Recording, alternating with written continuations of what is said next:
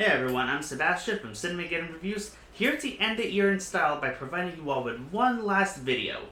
2021 was definitely a year of embarrassing lows, astounding highs, the end of the Trump administration, and an amazing year for movies of all different colors, shapes, and forms. Except for this embarrassment. On the outside, always looking in. Will I ever be more than I've always been? 'Cause I'm tapping on the glass. I'm waving through a window. Gee, I wonder who could have seen that coming.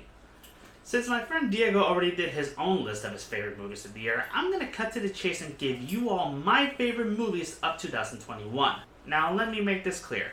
This goes without saying, but the list you're about to see is ranked in terms of how much I enjoyed these movies, not necessarily how good they are objectively. While a lot of these movies can be considered great, I mean, I do tend to avoid watching unwatchable garbage going to the movies. Yeah. I am ranking these movies based on how much they mean to me in terms of overall enjoyment, personal attachment, emotional response, and of course, recommendation value. These are the films I can recommend for all of you to watch, as they are genuinely great films that will either make you laugh, make you cry, make you smile, or make you say, wait, Lin-Manuel Miranda worked on how many films this year? Also, before I continue, I want to lay down a few ground rules for this video, shall we? Number 1. One movie per franchise. This is basically my comic book movie rule, just to prevent every single Marvel movie released this year to climb up the list. Number 2. These films had to have been released theatrically, either for a limited time or as a regular theatrical release. As long as they've been released in theaters, then they will happily make the cut. Number 3. The start-off and cut-off date for this list is from March to December of 2021, as a result the movies that were released in the first 3 months following the softening of the rules during the pandemic. And number 4. The movies listed here are of my own personal choosing. Extreme bias will be presented here, people, so if there's a big blockbuster you cannot shut the hell up about, or a pretentious art house movie you watched that an entire Discord server you follow will not shut up about. Okay, we get it. You like this one. It's great if you love that movie, just don't expect me to love it as much as you do. With all that out of the way, let's get on with the show. But first, let's take a moment to talk about some honorable mentions. These are films I enjoyed a whole lot and maybe even gave wonderful ratings towards, but because the films on my list left a bigger impact on me, they couldn't make the cut. In no particular order, here are my honorable mentions. The Suicide Squad. The DCEU's apology for the abysmal disaster that was the 2016 Suicide Squad, directed by David Ayer, is fantastic, colorful, hilarious, and marks the only time I have ever found Jai Courtney to be charming and enjoyable. For all of 2 minutes before he dies.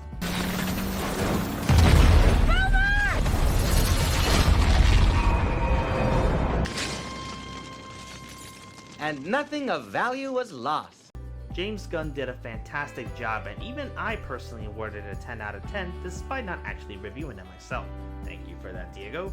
However, due to technicalities, it unfortunately didn't make the cut. I still love it more than Batman v Superman and Man of Steel though.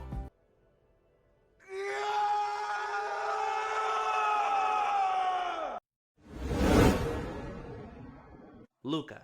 Disney's little slice of life story about fish boys that is being heralded as the first big step in LGBTQ+ representation, despite no actual LGBTQ+ representation being found in this film. Ridiculous fan reactions aside, Luca is such a beautiful visual masterpiece that should have been released theatrically instead of being dumped on Disney+. Hence why I cannot include it on the list, because despite the movie being released theatrically in places without streaming services, the movie was given a single theater release in the US due to COVID-19. Understandable, however unfortunate. Encanto. Disney's love letter to Colombian culture with music by Lin-Manuel Miranda and featuring some of the most beautiful Latin American music I've ever heard, along with some of the most beautiful Latin American women I've ever seen. Hello, Pepa. I watched the movie on Disney Plus despite it getting released in theaters. However, while I love the music, the visuals, and the characters, I've had a couple of issues with the way the moral of the story was presented. I'm not gonna get into a long discussion about it here because this is not the video for that. But let's just say that while my girlfriend and I had some differing views on the film, both of us agreed that this was a little bit of a misstep that damaged the film on some capacity. Not a deal breaker, but definitely not good enough to make it on the list. Shang-Chi and the Legend of the Ten Rings, the live-action Dragon Ball Z movie that I've been waiting for years. I loved every inch of this movie, from the acting, the visuals, the fact that Tony Leung is probably the single best Marvel villain ever, and to be honest, I wanted this to be on the list, but due to my own set of rules, unfortunately it couldn't make the cut. Believe me when I say though, Shang-Chi kicks ass and you all should see it. The Green Knight. A24 gave us perfection once again in the form of David Lowery's breathtaking adaptation of the Arthurian legend of Sir Gawain and the Green Knight. Filled with gorgeous landscape shots, amazing visuals, Dev Patel at his best, and more room for interpretation than a Stanley Kubrick movie, The Green Knight is easily the most ambitious and original movie released in 2021. Me personally though, I think the movie is a bit too ambitious. And much like most movies filled with beautiful landscape footage, the shots taking place at night are Game of Thrones Season 8 levels of I can't fucking see anything! So while it won't make the list, it thankfully avoids being Game of Thrones Season 8 levels of quality anywhere else. Also, full disclosure, I don't like Game of Thrones, even the good seasons. No, I will not be taking questions. My Hero Academia World Heroes Mission and Sword Art Online Progressive Aria of a Starless Night. 2021 has blessed me with the opportunity to see 3 amazing anime films in theaters here in Puerto Rico. To make this one short, SAO Progressive is the first of a trilogy in a new adaptation of the SAO Progressive manga and light novels, where the focus is taken away from the main protagonist Kirito, whom I cosplayed in the past, and the spotlight is taken by his love interest Asuna. The movie is great, continuing the great quality writing that was missing from that god-awful Gun Gale spin-off, and while the movie is still technically a retread of the very first few episodes of SAO, it's definitely a welcome addition given the change in direction as well as the changes that were added solely for the film. As for My Hero Academia World Heroes Mission, god that's such a long ass title, it combined 3 of my favorite things: high stakes action, emotional character growth, and of course, vilifying religion. My only real issue is that it was severely lacking in the best girl department. We were missing the regular best girl, pink best girl, frog best girl, headphone jack best girl, magical cleavage best girl, invisible best girl not appearing on this film. Get on with it! Okay, fine, Jesus. And finally, West Side Story.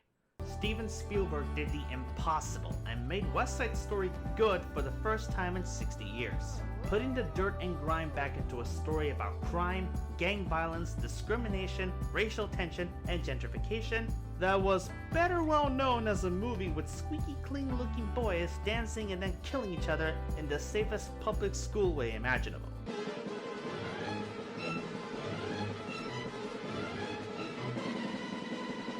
Jets! Jets! What the hell was that? This movie won Best Picture. I'd go into more detail as to why, but if you want to know why this movie surpasses the original, go check out Wait in the Wings' video on the subject, as he does a better job breaking down and talking about this musical in a way than I ever could. I'll only say this: as a Puerto Rican, this movie fixed my biggest problem with the original, that of course being blackface. The reason why it's not on the list, however, personally, I was never that big a fan of the story, since Romeo and Juliet with Gringos versus Boricuas doesn't change the fact that it's still a Romeo and Juliet story. And also, the fact remains that while this movie is technically the best West Side Story adaptation ever, since there's no more blackface to be found, the Puerto Rican sharks are not fucking Puerto Rican! What the hell? This was the one thing you had to do right, Spielberg! You had one job! And of course, this piece of shit. They had it coming! They had it coming! And with that out of the way, ladies and gentlemen, let's end the year happily as I break down my top 10 favorite movies of 2021. Number 10. A Quiet Place Part 2. The anticipation was crazy with this film, as it was supposed to be released on May 15th of 2020 until, well, 2020 happened.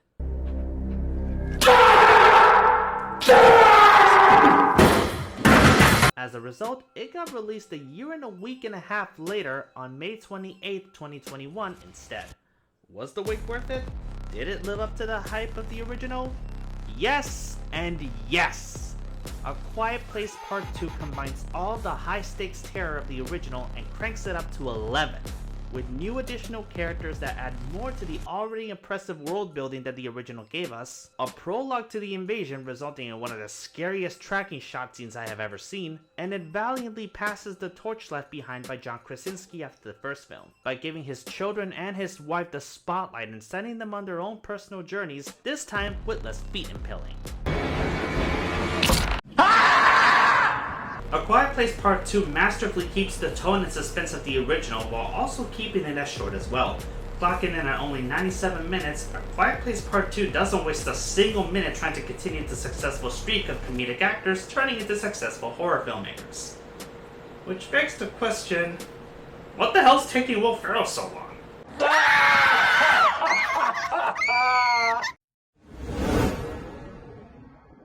Number 9. Words bubble up like soda pop. Kyohei Ishiguro makes up for the tear-jerking masterpiece that was Your Lie in April with what has to be the sweetest and most wholesome anime film I've seen in a long time. As charming as it is cute and as colorful as it is romantic, what sets this movie apart for me is how realistic these characters feel, and how relatable their personal issues are for many of us who have been in a similar position. True love in the unlikeliest of places, with the only obstacle being their own personal anxieties, whom the two manage to face off with each other's help and influence. This is a beautiful and adorable film that surprised me as I discovered it randomly on Netflix, and now await its inevitable Blu-ray release so I can own it happily next to the rest of my films. Words bubble up like soda pop, the most wholesome anime you will ever find on Netflix.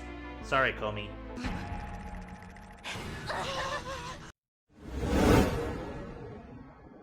Number 8. Tick Tick Boom.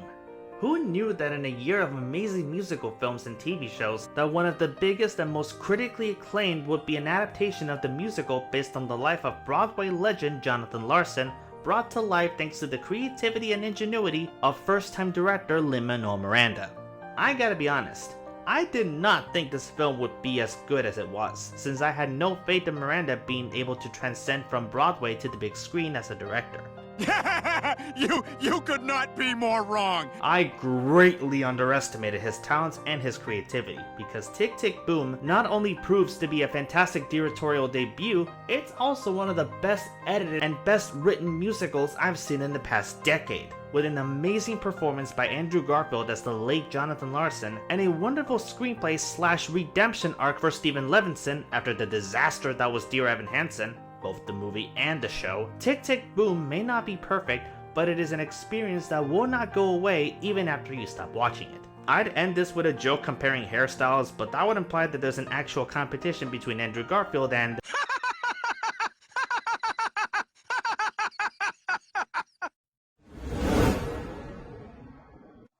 Number 7.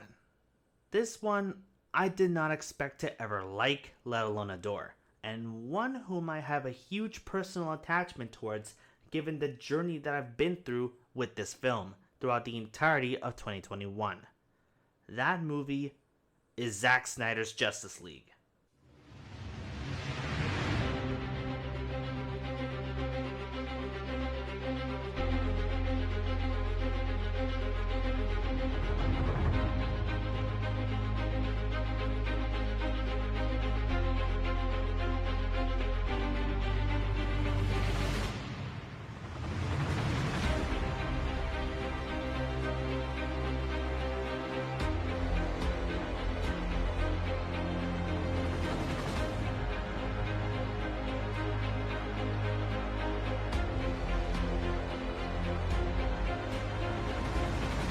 The film I dreaded for years, to the point of denying its existence and wishing it could just disappear from the collective unconscious. Zack Snyder's Justice League is the redemption tale for a man who suffered the worst tragedy of his life and had his film taken away from him following his resignation due to the death of his daughter. A 4-hour-long monstrosity of a film separated into 7 incredible parts. Zack Snyder's Justice League is the proof of concept that a DCEU under Snyder could have worked had it been handled better like it was here than it was for his first 2 films. An optimistic and heroic movie filled with amazing visuals, a powerful score by Tom Holkenborg aka Junkie XL, and an even more powerful performance by Ray Fisher as Cyborg. This movie may not redeem the disaster that was Man of Steel or Batman v Superman, but it sure as hell stands, without a doubt, as the best DCEU movie that I've ever seen. And as such, I will no longer use the tried and true cutaway gag of Superman screaming for Man of Steel for comedic effect. For about 2 seconds.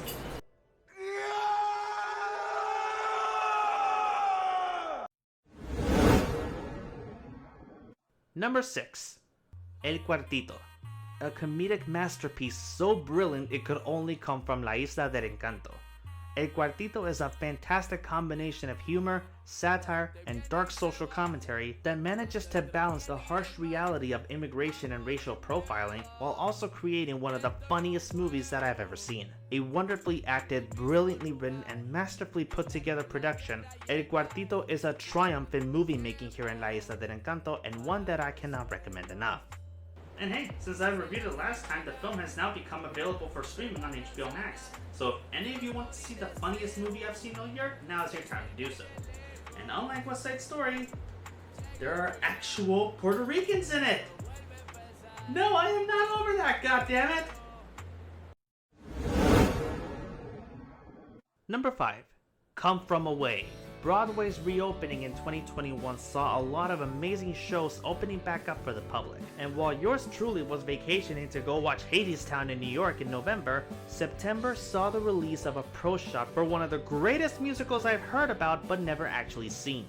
Come From Away is a beautiful and heartwarming masterpiece about the true story of 38 planes that landed on the tarmac of Gander, Newfoundland on September 11, 2001, following the attack on the World Trade Center, the Pentagon, and the crash of United 93. Switching perspectives from both civilians in Gander to passengers on the plane, Come From Away is a charming exercise in the restoration of humanity following one of the biggest tragedies in modern American history. Featuring an amazing cast minus one anti-vaccine douchebag, an incredible score, and some of the best songs I've heard in a long time, I got nothing more to say about this except you'll be a happier person by the end of this show. Number 4. This one was a little hard for me to place because it was a movie that I legitimately believe changed my life forever, and one that I needed to see when I was still growing the channel last year when I was at my lowest. That movie is Bo Burnham Inside.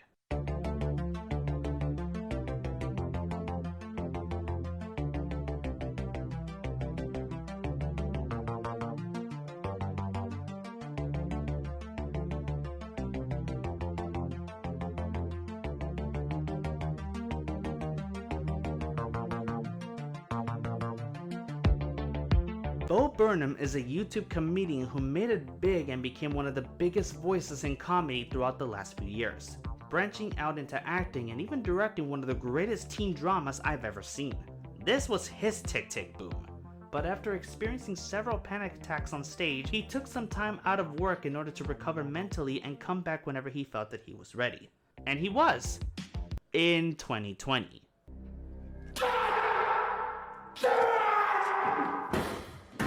Bo Burnham made a massive comeback in 2021, a year after his actual comeback was slated to begin. Working in secret with Netflix, he barricaded himself in the guest house scene at the end of his last comedy special before this one, and created a massive spectacle that cannot be described properly in just a few sentences. Best part? It was all a one-man job! I'm fucking serious! Bo Burnham Inside is a brilliant piece of work, edited and shot in ways no other movie this year can compare to.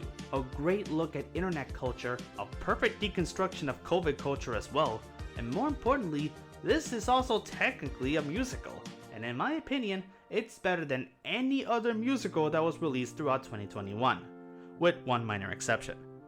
What the movie does better than all of this, however, is how it hides its true intentions out in the open, leaving a lot of room for interpretation and exploration, taking what would normally be some run-of-the-mill comedy special and turning it into a brilliant allegory for how the world reacts to and interprets mental illness. To put it in simple terms, this was such a perfect movie that I, for as hard as I tried, could not properly review it, because I would not be able to do it the same justice that simply watching the movie and ignoring what any stupid people close to you might think about it. Go see it. It's on Netflix, and go listen to the music as well. I promise you, you will not be disappointed. Number 3. Demon Slayer the movie Mugen Train. My third most anticipated movie of the year. The highest grossing movie of 2020 and one of my favorite anime films of all time, Demon Slayer the movie Mugen Train manages to be both a perfect continuation of the Demon Slayer anime following the conclusion of its first season, and a perfect introduction for newcomers that are not familiar with the Demon Slayer anime or the story. A non-stop emotional thrill ride that takes all the things that made the anime such a rising landmark of Japanese animation and cranked it up to 11. The animation is gorgeous, the voice acting is top-notch on whatever language you're listening to it, and for a movie that could be easily mistaken for a simple action movie, the film manages to be one of the most emotionally moving and often heartbreaking pieces of animation that I've seen in a long time. This was one movie that left me extremely surprised but happy to see nonetheless, and it is one that I cannot recommend enough. And since the second season is finally getting dubbed, I can now finally follow up on the story after rewatching the movie for the millionth time. What about the episodic version? Episodic? What episodic version? I never heard of such a thing. What studio will be stupid enough to make a critically acclaimed movie and then animate the exact same story in episodic format just to add in a bit more context to things that weren't necessary in the first place? That sounds like a studio that would get into a lot of trouble for tax evasion. Like it on too thick, Sebastian. Too thick! Number 2. The Mitchells vs. the Machines. I hated this movie and everything it stood for when it was originally revealed to the world as the abomination formerly known as Connected. Thankfully, after some tweaking, a better marketing team, and a change in distribution and creative control, Connected was released as the critically acclaimed masterpiece known as The Mitchells vs. the Machines. The closest thing that will ever get to a Gravity Falls movie, produced by the same team behind the greatest Spider-Man movie ever made, The Mitchells vs. the Machines is a charming and hilarious triumph in animation featuring one of the greatest cast of characters I've seen in a long time. Relatable, adorable, and funny as all hell, what surprised me more than anything is how this movie managed to move me emotionally so naturally. This movie was unveiled as a boomer's anti-internet wet dream when originally called Connected. I've never seen a movie, especially an animated movie such as this, go through so much of a colossal paradigm shift since maybe Zack Snyder's Justice League. And even that film has nothing on this. This was honestly looking to take the number 1 spot, fighting with Bo Burnham inside as my favorite movie of 2021. Unfortunately, that was not the case, and the number 1 is... well, we really gotta pause for a second here. Choosing my favorite movie of 2021 was definitely one of the hardest decisions I had to make, because I knew one of these movies would make the cut, I just didn't think that another would come in and be able to challenge that. As such, I came to the very controversial decision that can only be made by someone who can't decide between 2 great movies. And just decided not to. Ladies and gentlemen and others, my number 1 favorite movie of 2021 is a tie. Hey y'all, good morning. Spider-Man No Way Home and In the Heights. Call me whatever you want. Indecisive, can't decide, I don't give a shit. These are the greatest movies I've seen in all of 2021, and they have not left my mind after seeing them multiple goddamn times. Let's start with the obvious one, shall we? In the Heights was a movie I've been looking forward to ever since its announcement, and like A Quiet Place Part 2, I waited and waited until the movie was released on June 10th of 2021 after multiple delays due to COVID. God damn it! Oh! Finally, after it dropped into theaters and HBO Max, but who cares, the movie managed to wow me with just about every single ounce of greatness that it had to offer.